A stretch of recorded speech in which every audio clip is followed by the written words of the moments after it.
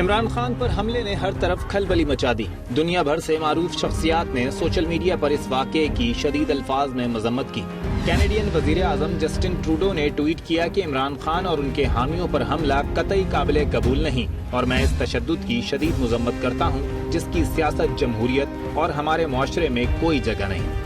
عمران خان کی سابق اہلیہ جمائمہ اسمتھ نے لکھا کہ وہی ہوا جس کا ڈر تھا۔ خدا کا شکر ہے کہ عمران خان ٹھیک ہیں۔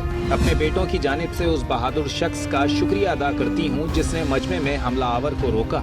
جمائمہ اسمتھ کے بھائی زیک گولڈ اسمتھ نے واقعے کے تناظر میں ٹویٹ کیا کہ عمران خان مضبوط ہیں اور جلد ہی اپنے پیروں پر کھڑے ہو جائیں گے۔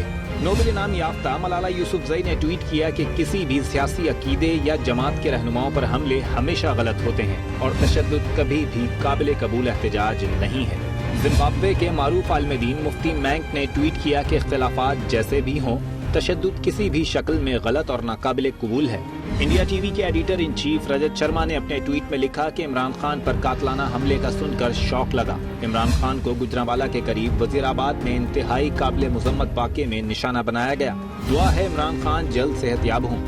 ذوالفقار بھٹو کی پوتی فاطمہ بھٹو نے لکھا کہ پاکستانی سیاست میں تشدد کی تاریخ کو اس جانے پہچانے انداز میں دیکھ کر خوفزدہ ہوں۔